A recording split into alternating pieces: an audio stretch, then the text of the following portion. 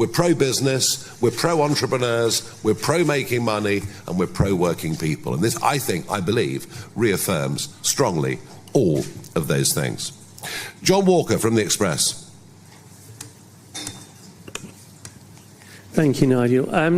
So you've supported the US military action against Iran. And as you know, previous wars in the Middle East have tended to produce large amounts of refugees, many of whom make the way to this country. Is there a danger that the same will happen again this time? Well, the Iranians are making their way to this country every day on dinghies across the English Channel. 3 of them recently, who came by dinghy, were arrested for terrorism, yet no one seems to care. There's no great debate over the road. We just accept it now. Oh, terrorists come into Britain, that's fine. People come in across in dinghies and commit rape, but we just try and cover it up and don't even discuss it. I don't know. I mean, my feeling on Iran is that the Persian people, the lovely Persian people, deserve an awful lot better than they've had from this appalling regime. I mean, look, it's impossible to predict. It's impossible to predict. But I have felt for some time, my judgment, I've felt for some time that the Iranian regime is teetering, is wobbling, could be brought down, and it's difficult to see what comes after it can be worse than what has been there for the last 40 years. Thank you. David Lynch from PA. Hello, thank you very much, Mr. Farage. Just wanted to ask about this is a flat rate tax. So are you going to eventually run out of millionaires and billionaires to charge the cash to, effectively? And I also just wanted to ask as well about, you did an interview with ITV Wales recently, where you talked about getting rid of the Welsh Government's target for 1 million Welsh speakers by 2050. So, I mean, you very well could be in charge in Wales come this time next year, and the Welsh language will be a big part of what reform will be looking after in Wales. It's kind of unique to our administration. So, you know, what's your big idea to look after, I guess? Yeah, tell me a single government target that never gets met. Well, I'm bored with government targets. We're going to halve this, double that. None of them ever get met. So encourage the language, yes, by all means. Put out meaningless targets. I can't frankly see the point of it. And we've had, decades of this. New governments halfway through. Targets, not a single one being met. And no one believes them anyway. Look, if we're successful with this, then over the course of a few years, tens of thousands of people will come to the United Kingdom on this ticket. And if the British economy turns around from its current dismal state, they'll keep on coming. And even if, after lots have come, we only get a trickle, not a flood, provided they're still paying their average £120,000 a year income tax, provided they're still investing the billions that they do in businesses, in job creation, in risk, I tell you what, we'll be in a much better place than we are right now. Let's go to James Heal at The Spectator. Thank you very much. You've spoken before at press conferences like this about how you would vote to change the abortion time limit in this country. Do you regret, Nigel, missing last Tuesday's key Commons vote on liberalising abortion laws? Given that the vote was carried by 200, no. I mean, we're stuck in a very funny parliament. Apart from, occasionally you'll get a vote that matters clearly on dying. Clearly on assisted dying, it was a vote that mattered. Everything else, the government wins by 180, 200. Do I think that many of the things that happened last week were damaging and opening up some quite big questions around the sanctity of life? Yes, but that just says an awful lot about this Parliament. The abortion stuff, I find it very difficult to believe that we've actually passed that. Lucy White from Bloomberg. Thanks for taking questions. I wanted to ask about the sum of money, again, that you've decided to charge for this policy. Yeah. £250,000 for a decade, essentially. That's pretty cheap compared to Italy, for example, charging €200,000 per year, and the Trump card, for example, that's into the millions. Does this not scream a little bit of desperation from the UK? And if I may also ask as well, are you worried that it could create perverse incentives for employers to essentially charge very little in wages to their employees, and for employees to not feel like climbing up the ladder at work because they're essentially being subsidised by the state. Gosh, you'd have to be a very devious employer to work all that out, wouldn't you? I mean, you're running a factory in the West Midlands, and you won't know what the revenues are until the end of the year, so no, that just wouldn't work. There has been extraordinary... I met a man the other day who earns £10 million a year in the UK, paying UK tax. He's just been offered a deal in Athens of €100,000 a year. Milano was 100,000 a year. It's gone up to 200,000 a year. Portugal have been doing all sorts of deals over the course of the last few years, and Luxembourg have been doing the most extraordinary deals for years, especially when Mr. Juncker was their Prime Minister. So we've been in this bizarre situation where the rest of Europe, despite being in the European Union, have become very competitive in looking for high net worth individuals, for looking for investors, and we under Conservative and Labour governments have been doing exactly the opposite. So we've set the level what we think is reasonable. Is it the level that global billionaires will worry about? No. But wouldn't it be nice to think that that level's been set, that it might attract the 30-somethings who aren't vastly wealthy but see real opportunities in coming to Britain? The only caveat I would have on this is that London is a great place.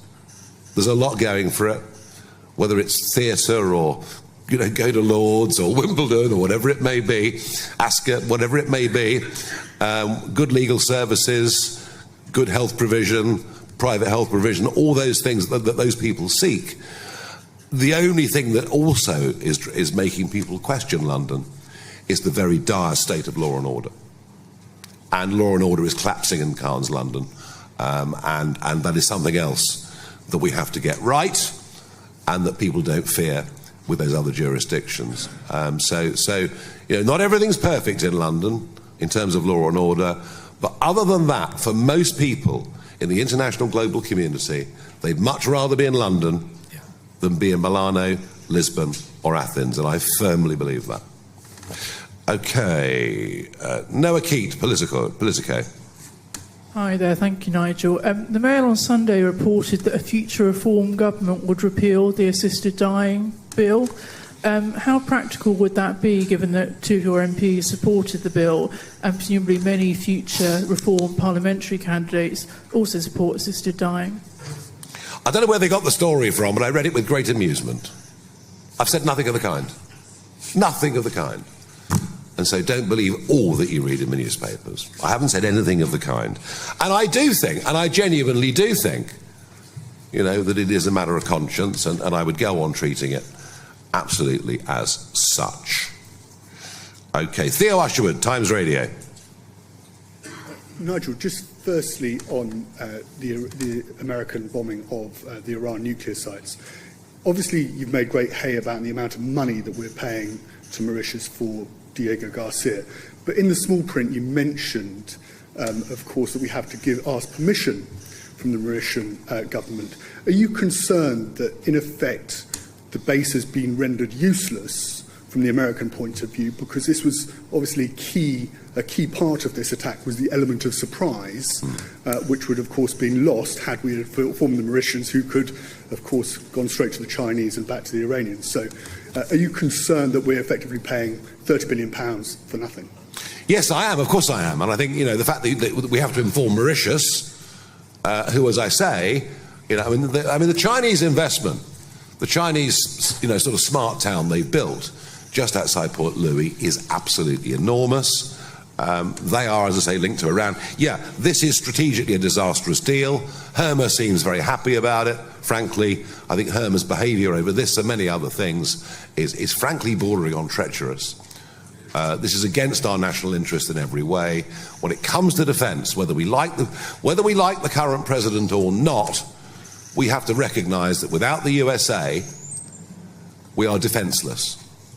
And we only share our secrets with America and through the Five Eyes, because they're the only people that we trust. And there is no reason to trust this Mauritian government, this corrupt Mauritian government, in any way at all. And I'm guessing that's why Diego Garcia was not used.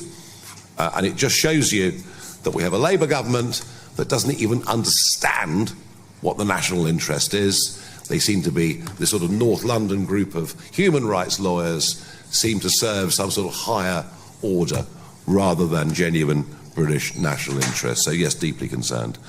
Natasha Clark, LBC. Thank you, Nigel. Just to follow up on Harry's question on Iran, should the Americans decide to take more action, should we join them? Should Starmer come out in support of that? This has also been dubbed a Robin Hood policy today. Were you happy with that nickname of the modern-day Robin Hood? And Zia, are you confident this policy is a good use of your time? Thank you. Well, that took a long time to come, didn't it? I'm not sure America's going to need our help with Iran. I think we've hindered them already, as Theo's question rather indicated. I've little doubt Diego Garcia would have been used for this. It would have been safer, more sensible, more element of surprise. I doubt they're going to ask for our help. But they could do with our support. And let's see what the Prime Minister has to say on this very important matter in the House of Commons later on today. Robin Hood, well, we're not stealing from the rich, we're encouraging them to come. So I kind of get why people say it. We're very, very specific about this, that the redistribution element of this goes to working people, and I can't emphasise that enough. Those on the lowest pay in this country are the ones having the toughest life, are the ones asking themselves the question, why the hell do we bother? And you can look at statistics for, you know, a couple in London living on benefits with a couple of kids, you know, and you realise that one of them would need to earn $50,000 a year, way above the average salary, to be as well off as they are on benefits. You know, we have to widen the gap between what life at work is like and what life on benefits is like. And you know, of course there are people that are on benefits who genuinely need benefits, but I do find some of the projections for disability benefit going ahead for the next few years deeply alarming. And so there has to be both. We have to get tougher in terms of our assessments, how they're carried out, how they're done, for who qualifies, but equally, human beings respond well to incentives, and this is part of that. Zia, you haven't been doing much for the last few weeks. Yeah, you know, to be direct, as I look at it now, quite proud of it. I think it was worth my time. Yeah, look, I'd add to what Nigel said. You know, my understanding of the Robin Hood story is that the rich people who were being robbed from didn't get much choice about handing over that treasure. And this is a really important point. Number one, this is the internationally wealthy who would be paying nothing in terms of tax. They wouldn't even be in this country. They'd be contributing to Monaco, the UAE, or Singapore, or California, or Miami, or wherever it might be. So that's the first point. These are people voluntarily paying in. You know, some of the questions, you know, for example, are we worried about running out of wealthy people? Well, Monaco isn't, Dubai isn't, Saudi Arabia isn't, you know, San Francisco, Miami, New York are not. And by the way, we've gone from 140,000 non-doms in this country in 2008 to around half that number in 15 years. So that's, you know, 10,000 per year for 7 years at the high end of our estimates, just to get back to where we were in 2008, as obviously that global population of millionaires and billionaires grows all the time. And then going back to the reasonable question about pricing it at £250,000, if you're trying to price something like this, one has to remember this is a finite group of people at any given point, and they're not really substitutable, meaning that anyone who is in Dubai is not by definition here. Anyone who is in Monaco is not by definition here. And unlike Portugal, unlike Greece, unlike Italy, in the United Kingdom, they pay that £250,000 up front. So they are having to make that commitment of still a sizable amount of money. That is what will allow Nigel as Prime Minister to distribute that to those 2.5 million workers. So I think all of those points are really important. We think £250,000 is a great number, and we're extremely confident we'll have a lot of demand. Rowena Mason, Guardian. Hi there. There's a tax expert called Dan Nigel who thinks that your policy, you're quite right. He thinks that your policies will cost more than £30 billion. he should be on the stage. He's so wrong about everything. He should be on the stage. How can it cost? Explain how it can cost. I think one of the reasons he's saying is that people might not come here because Parliament can't bind its successors, and you couldn't guarantee to people that they would have this deal for, say, 10 years. So he's kind of questioning the attractiveness of it, and also highlighting that people who can't afford that £250,000 might be put off, deterred from coming to the UK. Oh. And also questioning, have you got an overall costing for the policy? Oh dear, oh dear, oh dear. I'm not clever enough to answer any of that. That just sounds just completely off-the-wall nonsense. I'm really sorry, but I think what we've got here is a very attractive offer. People are fleeing this country in droves. Our economy's in trouble. There are fears of wealth taxes coming in. All the mood music is bad. It isn't just foreigners leaving Britain, by the way. We've got a brain drain of our own people going on, the biggest since 1978, where young, qualified people, entrepreneurial people are leaving our shores as well. This is about turning all of that around. And as for no Parliament can bind its successor, well, look, we can do a deal with somebody, and you're quite right. A future government could change that, but I would have thought they'd be rather unlikely to, unless they want to see the exodus beginning all over again. Freddie Hayward from the New Statesman. Thank you, Nigel. I remember someone saying in 2016 that the Syrian civil war was pushing our immigration system to breaking point. A minute ago you said that there's no way in which we can tell where this is going to end up. You also said it can't be worse than the present. So those two things can't be true at the same time. My question is, do you worry that your loyalty and friendship with Donald Trump could distract you from some of the more pressing issues in this country? What are you on about? Well, I believe that our foreign policy on Iran has been wrong. Yeah. We blindly followed Obama. So blindly following America can be a big mistake, and it was one we did make with that JCPOA deal. It was a terrible deal. We should never, ever have followed it. Look, I just want you to recognise, and I've made this point already, but I'll make it again because it is very, very important, that whether we like a particular American president or not, whether we support their current policies or not, and I disagreed strongly with Obama over that, but we do have to recognise that without America, we are defenceless. We cannot defend ourselves without a good relationship with America. So it is a vital relationship. Yes, so you are saying that part of your support for the mission is to do with this broader loyalty to America? No. I don't want to see Israel obliterated from the face of the map with the death of millions of people. And frankly, I fear that's what Iran might do. That's the primary motive behind all of this. That's why America's got involved. And I do deeply fear Iran getting nuclear capability. Deeply fear. And I suggest we should all deeply fear it as well. Okay. Antonello from La Repubblica. Hello. Thank you, Mr. Farage. Still regarding Iran, the UK government is, of course, actively pursuing a diplomatic path alongside other European allies to avoid escalation and an all-out war. Do you think it's worthwhile or useful to spend so much time engaging with the Europeans rather than aligning directly with Donald Trump on whatever he does? And secondly, if I may, do you believe that Vladimir Putin could or should play a diplomatic role between Iran and the West at this stage? Thank you. Well, the Europeans can't decide what they want to do. And it's quite interesting, I thought, that, at the recent summit, they were all there, European Commission President, European Council President, but frankly, their role in the world is diminishing very, very rapidly indeed, is my feeling. And as for future diplomatic roles, I'm not going to comment on that. Just to say to La Repubblica that with this policy, we're taking you on. You've been nicking all our best people from Milano. We're going to get them back, all right? Do publish that, please. Liz Bates, Sky News.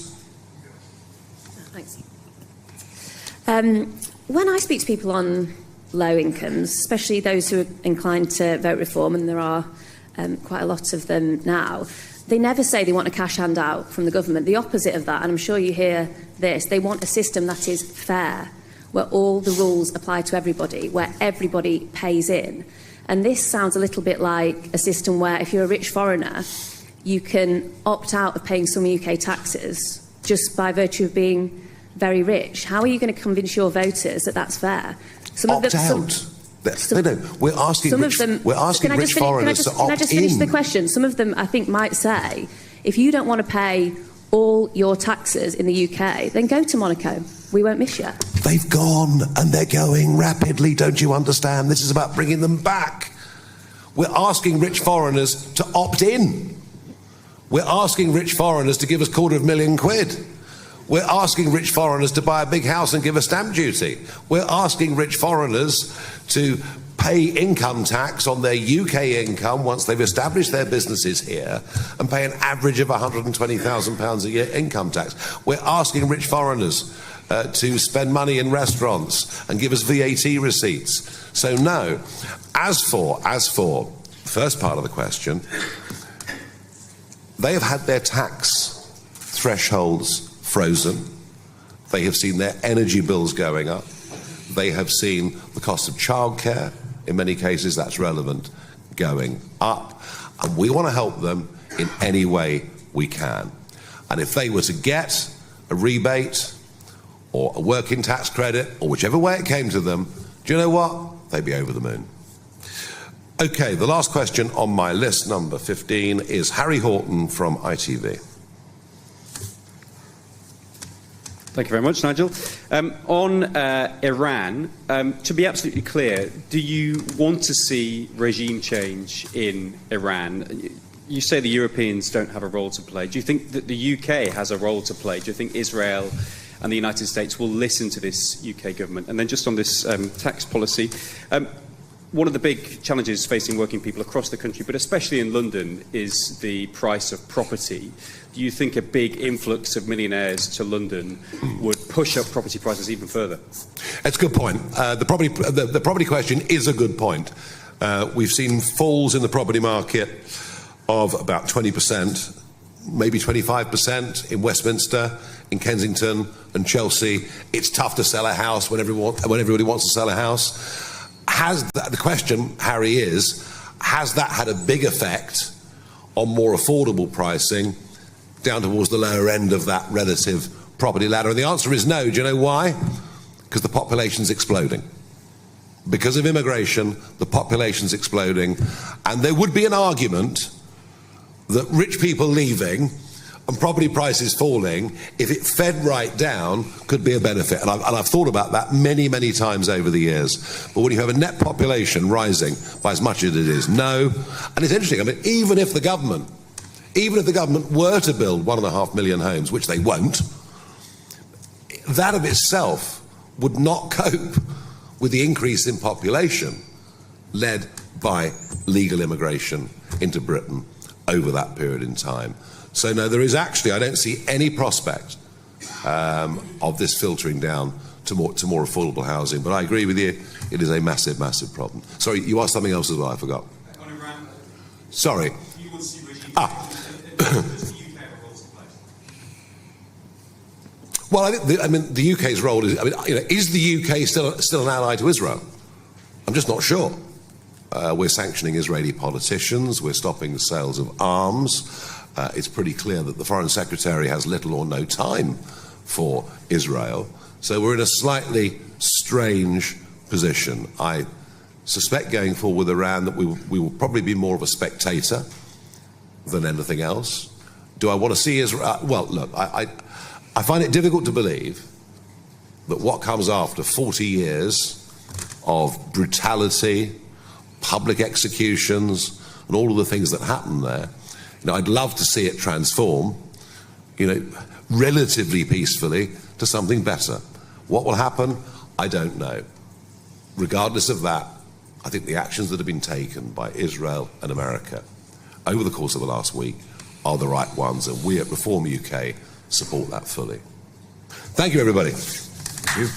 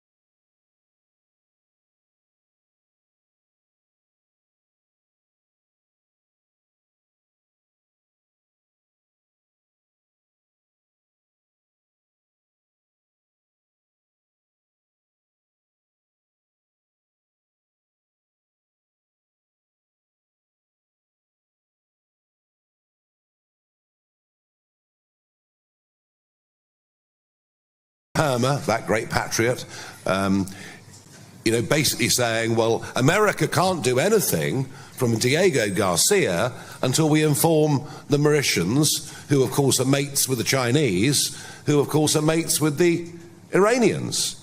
And so we understand the mission flew from Missouri with several refuelings on the way, memories of the Vulcans going to the Falklands many years ago. And that's fine, but a very, very risky operation for the Americans.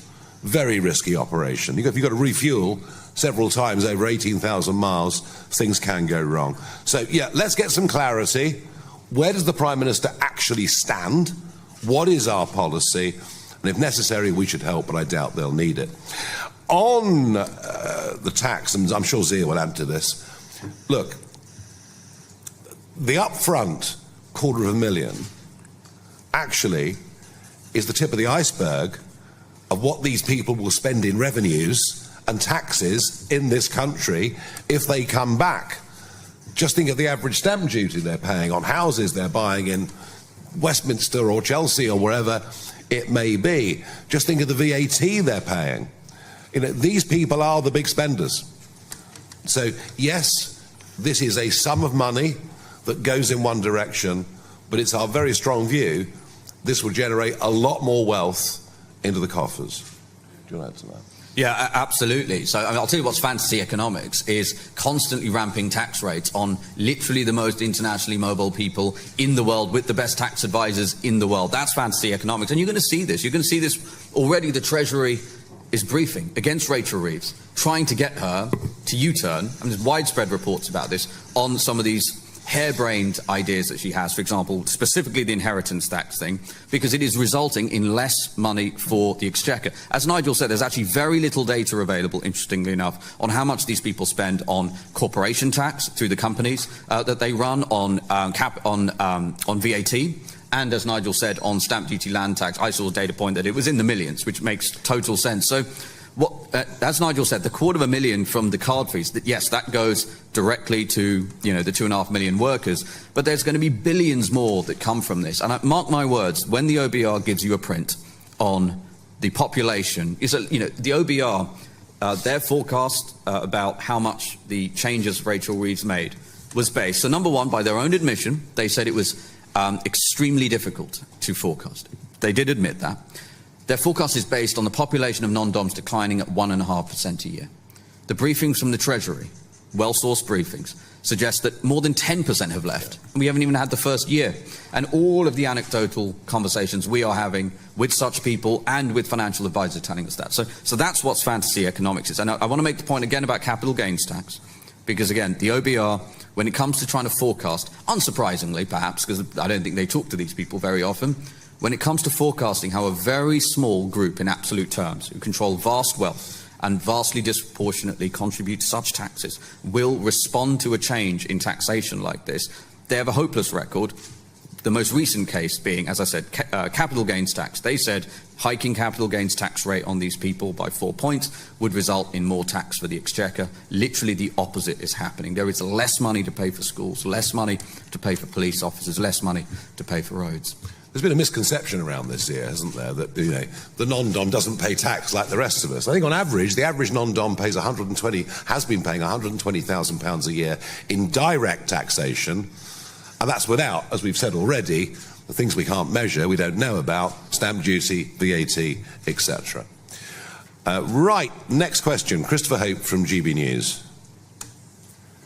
Nigel Farage, how have you come to this level, this money you're giving away from this non-DOMs figure? And to Zia Youssef, also to you, do you worry it might be misappropriated? Will it go to two people on the same income in the same family, doubling up? Or will even criminals get it? Well, hang on a second. This is for working people. This is for, rather like our child tax credits, it's for working people. We're doing everything we can. We've said from the start that we are the party of working people. We are the party of those that get up early in the morning and go to work. We're the party of people who don't want to go on benefits. They want, for their own sense of pride, to keep on working, but find themselves, in many situations, very little better off than the couple that live next door and choose not to work as a lifestyle choice. So once again, we're doing something here aimed at working people. So the idea that criminals are going to get it, etc., just is not going to be the case. All right? How do we reach the figure? It's about finding a figure that we think lots of people will pay, because what we want are lots and lots of job creators, lots and lots of risk takers, lots and lots of entrepreneurs to come into our country. We believe we've got this figure right, and I am certain, I am absolutely certain, this would have a big uptake in the first few years. Yeah, I mean, I couldn't agree more with that. And, you know, the point about criminals getting taxpayer money, I mean, we all know the tens of billions that have been lost to, frankly, incompetence as a result of a government policy. I mean, we could spend an hour talking about all the COVID fraud, for example, which is still entirely unaccounted for. So that is a really good point. And, you know, Nigel's Prime Minister and Reform government will set to work to put a stop to all of that stuff. That's a competence issue. It's not going to happen with this programme. And as Nigel said, look, we look to price it based on a number that people would love to pay. Yeah. That's a really important point. This is not taxing people who are working hard in this country against their wishes and redistributing it. This is money coming from people who would not otherwise be here. And remember, it is just the start of their economic relationship with the Exchequer. Yeah. Let's go to Noah Hoffman from The Sun.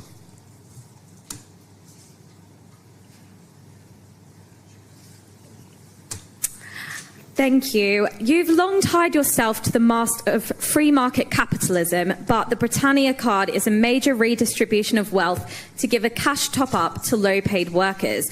This seems an admission that the market doesn't give sufficient wages to some in society.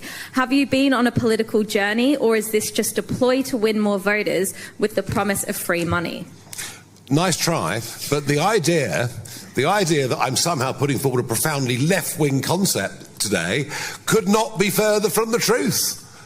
We're saying we want success. We want people who make loads of money to come into Britain in huge numbers and pay lots and lots of tax and buy lots of houses and spend lots of money. And we're going to help those who choose to work as opposed not to work, who have been hammered. Come on, look at it.